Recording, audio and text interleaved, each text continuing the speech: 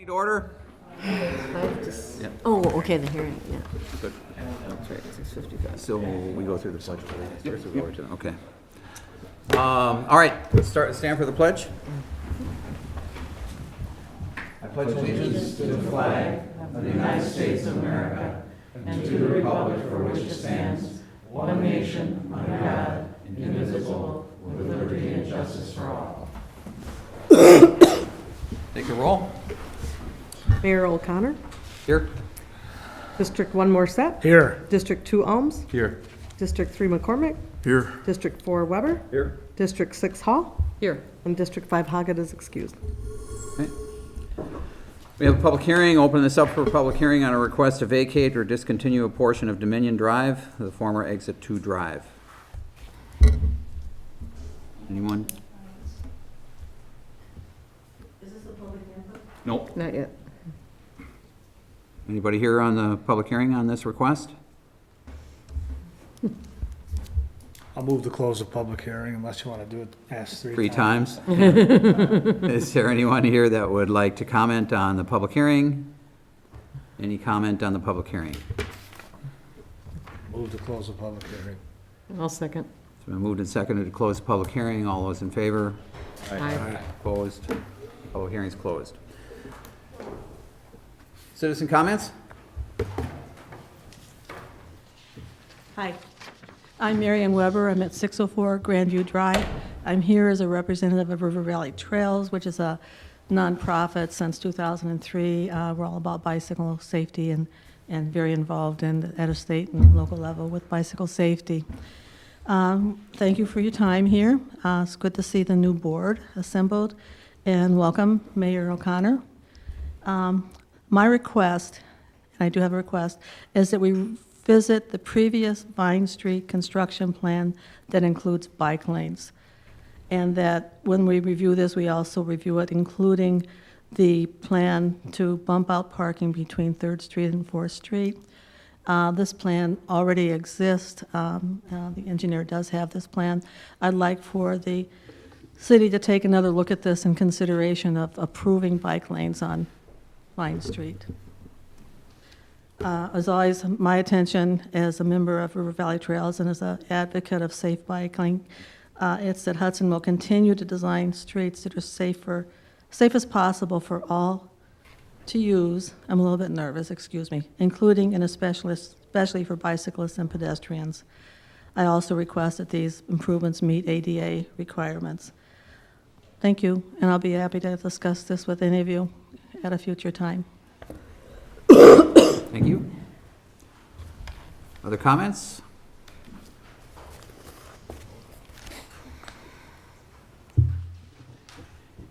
Welcome. My name is Laura Gray. I live at Croyview Apartments. I have a couple complaints. One of them is I've lived in Hudson for a long time, and I go on the frontage road across the freeway almost every day, and I have never seen such a sore eyesight. It's on this side where the Tires Pro is, that shop. It's got all kinds of junk. It's terrible. They should put a fence around it or something, because we got complaints and we had garage sale signs out, and that is minor compared to what that looks like. It's terrible. And we get a lot of people going to these motels to look at that. I think it's a shame. Could I ask that you get us the address and the location here so we can forward it on to the compliance officer? I'm a hard hearing. Okay, if you could stop down or give us a call and get us the exact location so that we can have our compliance officer take a look at it? Okay. Okay? And also another complaint is Sundays I go down by the river and park the car, and I have never seen so many dogs off their leash taking their job out there and not picking it up. I wish Hudson could afford a cop to patrol that area and give those people a ticket, something. But they should be fined for not picking up their dog mess or off a leash. I seen a police officer Sunday, and I told him, I said, there's a guy down there with a bulldog, not a leash. So, I mean, It's to protect our people here, you know. So that's the two complaints I have. Thank you very much. Thank you.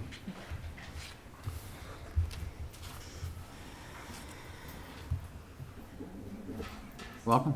Hi, I'm Amy Stonestrom from 800 Vine Street.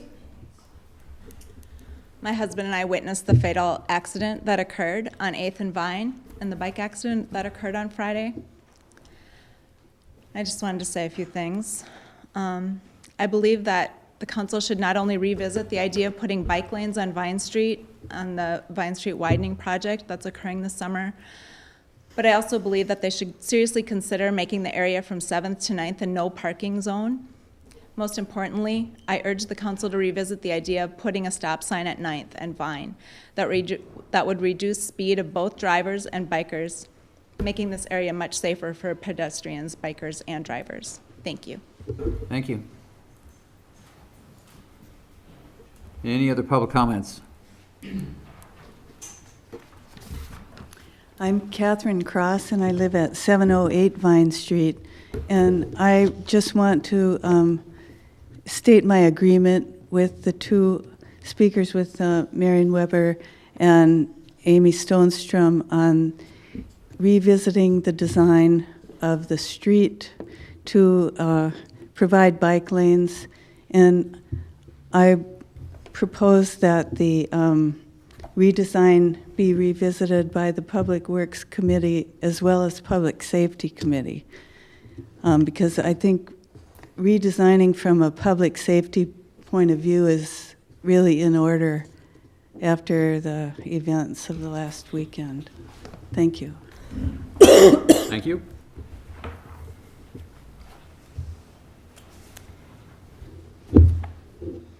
Hello, my name is Sharon Buffington, and I live at 708 Vine Street. And with the event happening on Friday, it was very difficult for our neighborhood to see this happen and to experience this young man being killed. And it was very difficult for Amy and Todd because it was his vehicle that was hit.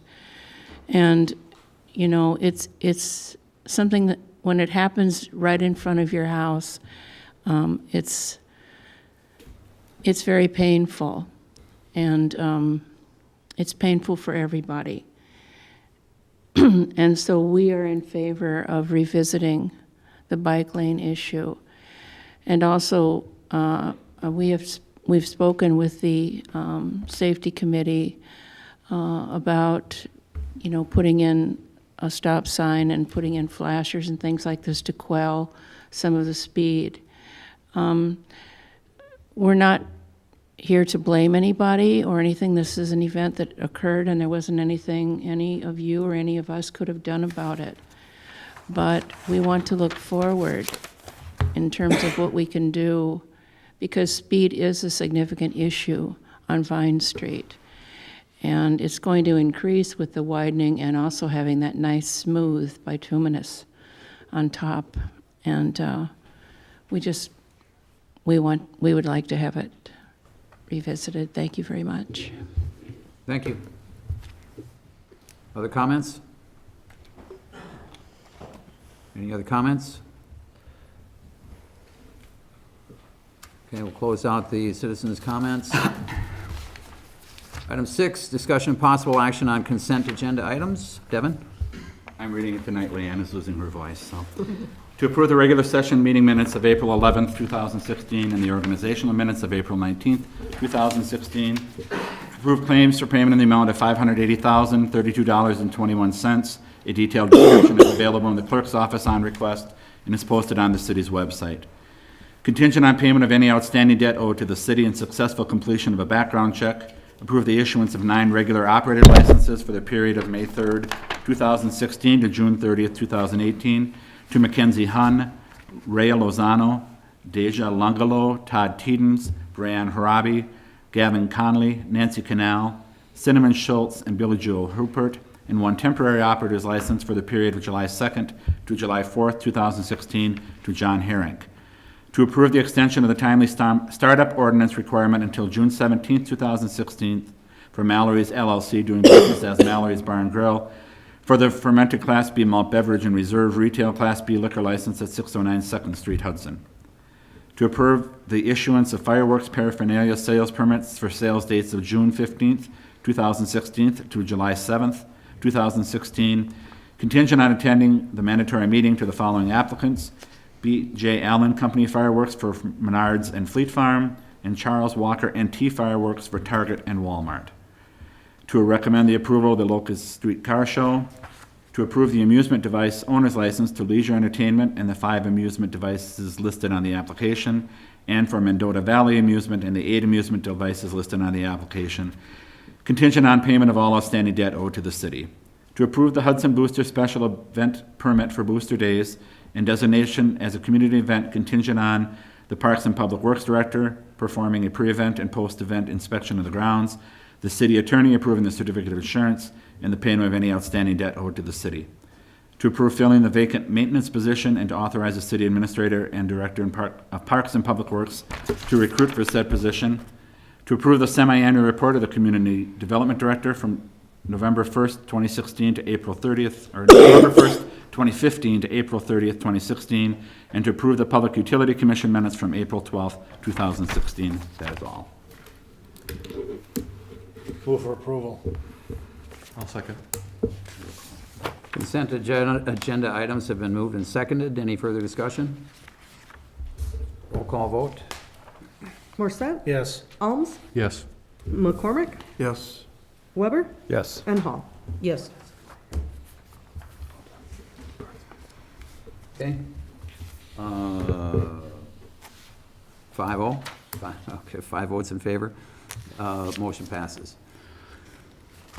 Next is the Finance Committee report. Devin? Jeff, we're all up here for the Finance Committee, correct? So Jeff explained the situation at the Finance Committee.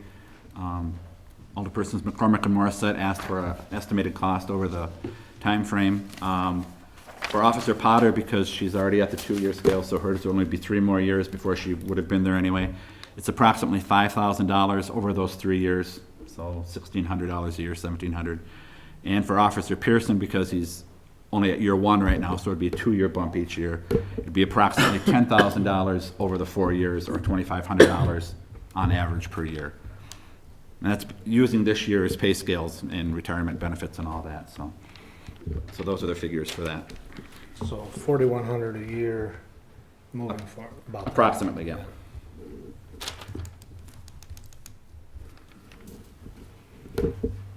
Jeff, can you, Motion?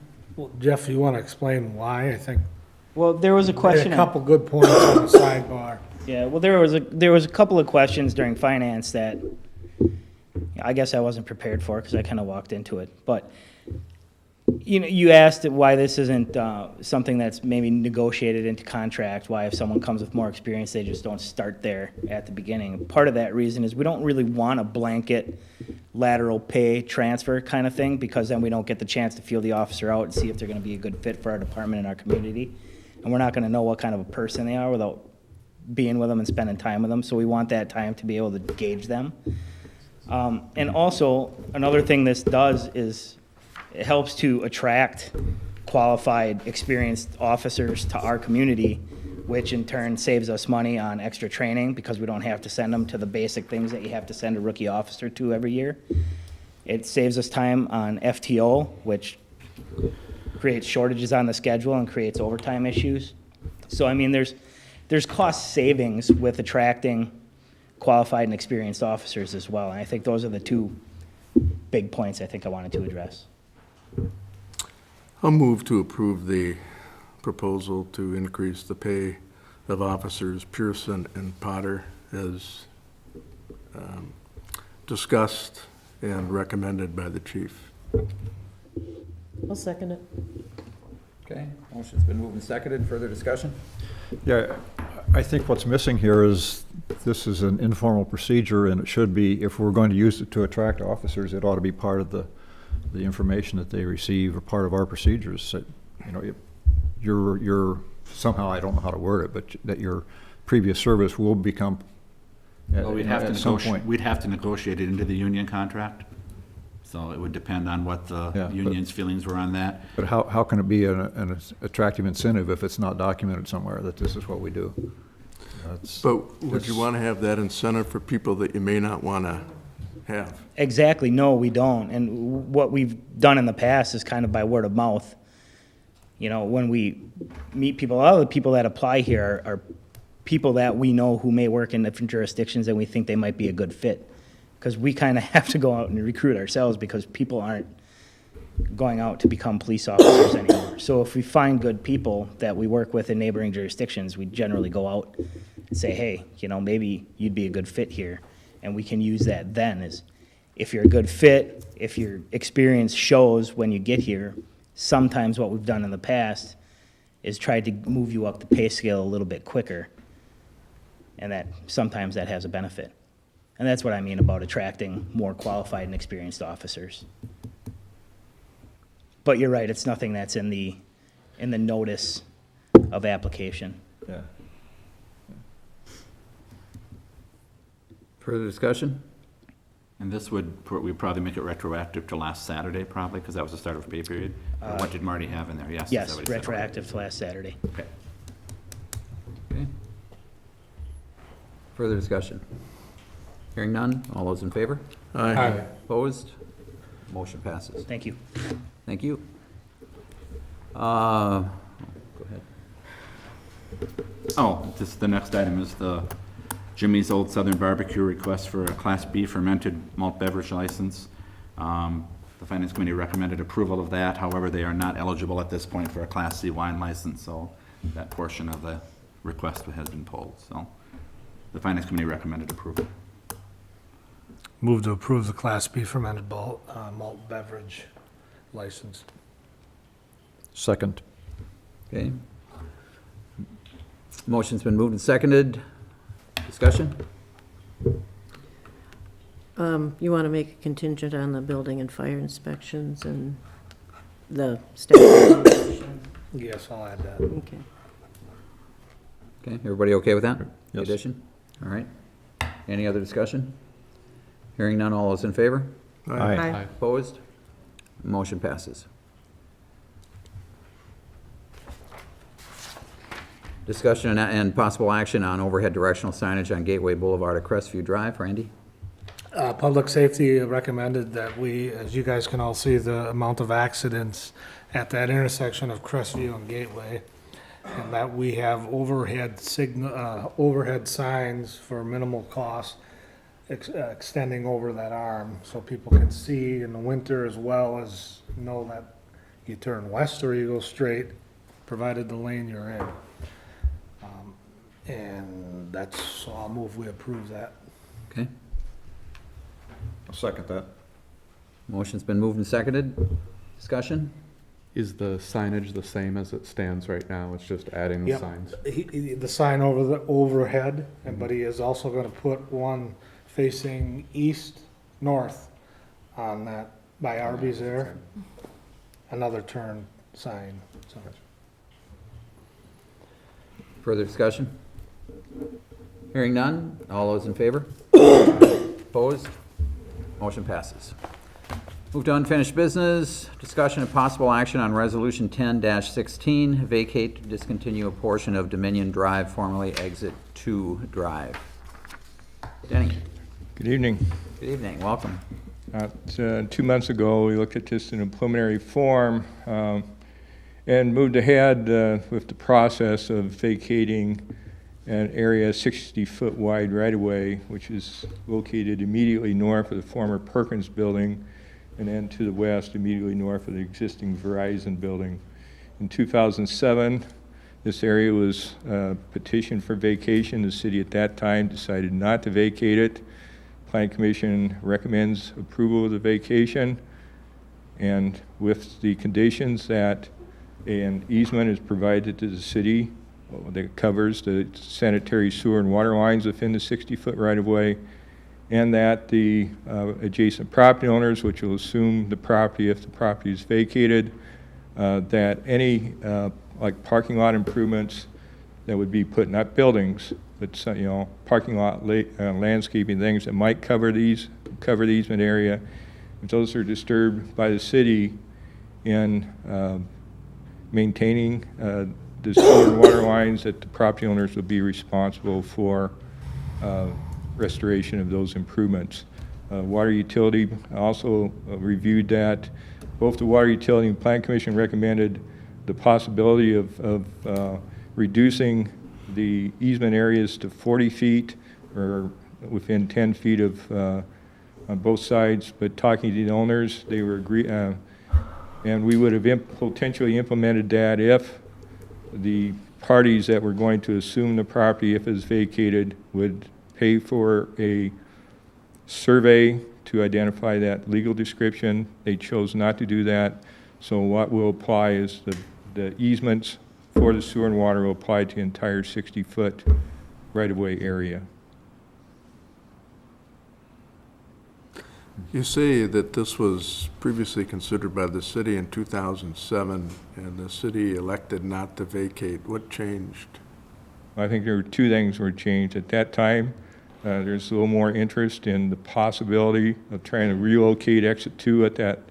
We can. I've taken a very careful look at. We can fit, if we ever had the opportunity to put the exit back in and do a roundabout at that location. We do have enough right of way within the existing Crestview Drive right of way to do that. Secondly, there were some concerns on proposed use of the former Perkins property at that time, which I think influenced the council's decision at that time. Thank you. I'll move to suspend the rules. Second. Motion and second to suspend the rules. Discussion? Hearing I don't none. think it's a discussion, a roll call vote. Roll call. Okay, roll call. Morset, Yes. McCormick, Yeah. Alms, Yes. Hall, Yes. and Weber. Yes. Motion passes. I'll move to adopt resolution 10-16. Second. With the condition of the. I was gonna add, with all conditions, Denny stated. City Attorney Catherine McKittrick would like an opportunity to go over that easement and agreement one more time before we present it to the owners for signature. Okay. That's fine. And yeah, we'll need it signed before we'll record the resolution, just to be Okay, sure. everybody understand the motion? Further discussion? Hearing none, all those in favor? Aye. Opposed? Motion passes.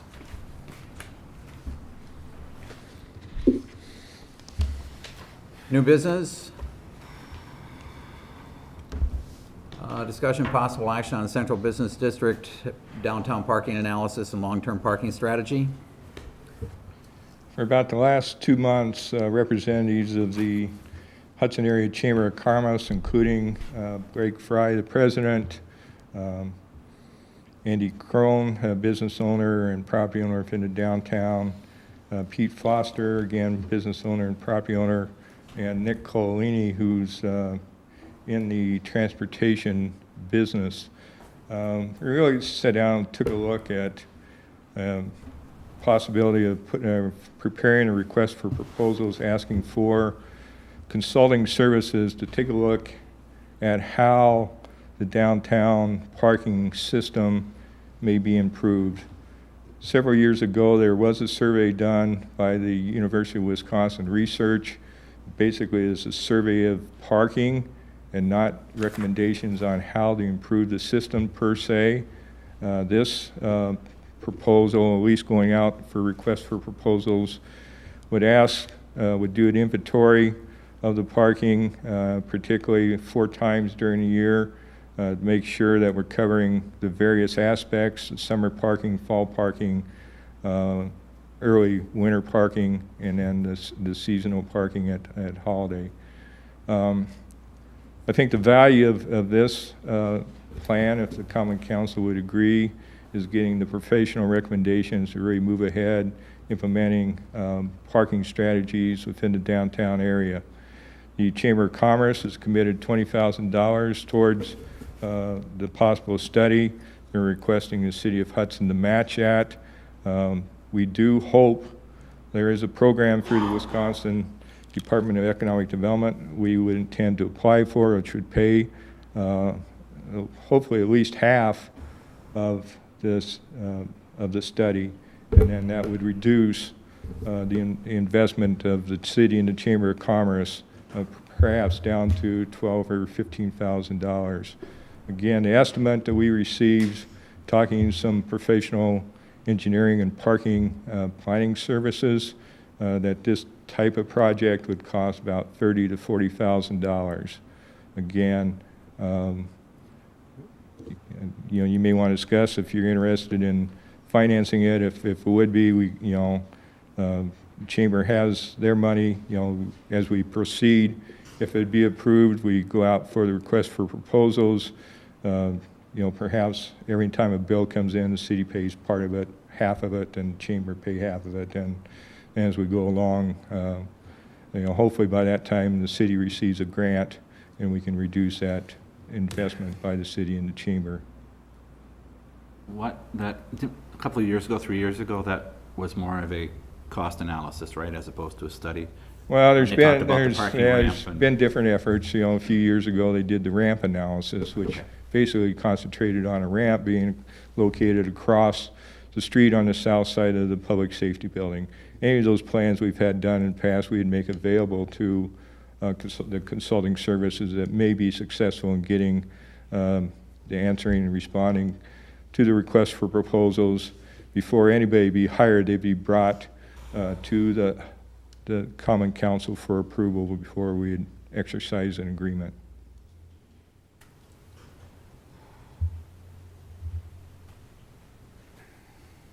Is there a motion? What's your position on it? Well, I think we really do need to do a study, Tom, because, we really, 2 years ago, I would have possibly disagreed that a study, but I think the dynamics of downtown Hudson have changed dramatically in the last 2 years. 2 years ago, I could have came down during the evening hours and easily found a parking place, partly because I knew where to go. But I think that's becoming more and more difficult. This is kind of a good news, bad news. The good news is that downtown is extremely successful. Bad news is people are having a hard time finding parking. And it's not just a Thursday, Friday, Saturday, sometimes Sunday. It's becoming a Monday, Tuesday, Wednesday issue also for the city.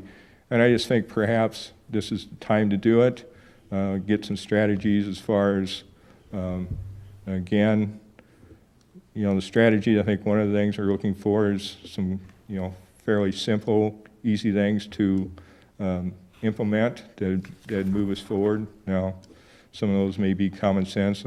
5 years ago or so, I wrote an analysis on parking. We implemented 4 or 5 of those things I suggested, so we have moved ahead with some of those. But I really think we need to take a serious look at this issue. Denny, I think you've quoted 5 different reports, maybe, give or take a couple in the last how many years. Nothing ever gets moved on except for the recommendations you had. So we're throwing more money good money after this situation, and it's gonna get shelved like every other report? Well, I would hope not. I mean, that's the trend, except for the ideas you came up. So, I mean, can we do it ourselves, or do you think we're at the point of the professional opinions about where and what we should do? Well, I really think, getting the professional perspective on this is key. I've got a pretty full boat already. I'm not suggesting you take it on yourself, but how many reports have we shelved on the same issue? Probably 3 or 4, yeah.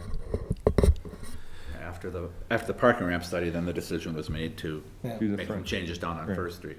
Is this the first time the city's had a partner? Yes, That makes a difference. I would hope so. And you'd also have to look at, if you got to that point, funding is from the parking fund, because the bulk of the parking money was spent down on, just something to think about as you look at it. You Yeah, have well, to there's- identify sources. Yeah, we just want to clarify, there's 2 funds for parking. One is a long-term facility fund, which a percentage of the fines go into that fund, along with any payment in lieu of parking And that money cannot be touched for this type of study or. So those are the funds that would So have to the be funds spent. have to come out of the parking maintenance fund. Currently, there's approximately, last time Brenda checked, there's about $208,000, maybe a little bit more now. I'll move that $20,000 be allocated out of the fund that Denny just spoke about for this project. I'll second. I've got a question. Who's going to be involved with this? Well, currently, the way it's set up, myself, the five people I mentioned, Yeah. basically will be taking a look at the request for proposals. If you want somebody assigned from the Common Council to be involved in that, absolutely, don't think we have any objection to that at all. I'd like to at least be informed of the meetings that occur. Yeah, I think that the parking issue on the weekends is difficult, and evenings can be difficult to find places too, so I think that it is a good idea to do something, and this is a good place to start. Yeah, I think we've grown beyond the easy, inexpensive solutions, and the things we're looking at now are pretty either going to be very sophisticated or very expensive. The parking ramp is not a minor expense, so it would really be good to get a thorough professional analysis that said, here are our recommendations. It sounds like, and I've seen some of the reports, but it just didn't quite take everything into consideration, or didn't make enough recommendations. Says here it is, and then we tried to figure out what to do from there. And we've kind of, I think from what I'm hearing, is we've reached the end of our rope on that one. Please understand that the situation and conditions in downtown Hudson have changed dramatically in the last 2 years. Absolutely. We're not playing by the same game we played 2 or 3 years ago. Denny, is it just about space, or is this going to be about meters? We do want an element in this to talk about parking fines and strategies as far as the management of the parking system. So yes, the answer is yes. The one piece I would like to make sure that we look at is bicycle parking. In the last 2 weeks, when Mary and I have been downtown, we've kind of she's making a point of talking to people riding bicycles, saying, what do you think, how we doing? And we've had 2 different couples say, where can we park our bikes? We don't know where there are any, and we happen to know because River Valley Trails donated 3 of the 4 parking areas that are downtown. So it's starting to become an issue, and I just started counting bicycles. I saw 3 this morning in a half hour downtown Main Street. So bicycling is becoming more of a method of transportation. These are not people. The ones this morning were people going to work, and as opposed to recreational cyclists. The others have been recreational, so they want to come downtown, and they come across from Afton. We hope we'll be coming across from Stillwater. So we really need to consider that as part of this whole plan. This is the time, if we're going to be looking at parking spaces, start looking at bicycle corrals is one of the things that's kind of the buzzword out there today. And that's 1 or 2 parking spots perhaps taken away and dedicated to just strictly bicycle parking. So this is a good time to do that. We know we don't want to do it now because we're really short on parking, but as we look at the whole picture, let's be able to do that. Mm-hmm. Further discussion? Hearing none, all those in favor? Aye. Opposed? Motion passes. Thanks, Danny. Thank you. Number 10, communications recommendations of the mayor. I have no recommendations. Nope, Sorry. we missed What? it one. 9B. 9B? Oh, I apologize. Discussion and possible action on Resolution 15-16, preliminary resolution declaring intent to exercise special assessment powers under Section 66, et cetera. This is the standard resolution to begin the process for special assessments on the 2016 street improvement projects, which will include mill and overlay, curb and gutter, sidewalk, those things. This is just a standard resolution to allow us to get the process started. Move to suspend the rules. Are you gonna talk? Second. I can go either way. You talk a lot, though. I won't speak unless a question is asked. How's that? We can go ahead and finish suspending. All right, so it's, suspension of the rules, been moved and seconded. All those in favor? Roll call. Roll call. Morset, Yes. Weber, Yes. Alms, Yes. McCormick, Yes. and Halls. Yes. Motion passes. Thanks. Yep, there were, I covered it already. Didn't I? There were a couple of changes that Catherine made with the legal language. So we'll use this as the standard from this point going forward. So I just wanted to mention that. So the copy on the table tonight is the copy that's being It approved. has the same language we did for the Vine Vine Street. Street preliminary resolution, just about police powers, reasonable basis, and in the public interest, public health, safety, welfare. Move to adopt resolution 5-16. 15. 15-16. 15. What'd I say? 5. It's okay. Oh. Second. It was in there. The resolution's been moved and seconded. Discussion? Hearing none. All those in favor? Aye. Aye. Opposed? Motion passes. All right, so I've got no communications or no recommendations here. I did want to thank everybody for making this tonight relatively easy. I know it gets more complicated as time goes on. So thank you all. Any items for future agendas? None? Catherine? Nope. Devin? Anybody? Leanne? Nope. Okay. Motion? I'll move to adjourn. I'll second. Okay. Motion to adjourn in second. All those in favor? Aye. Opposed? We stand adjourned. Thanks, everybody.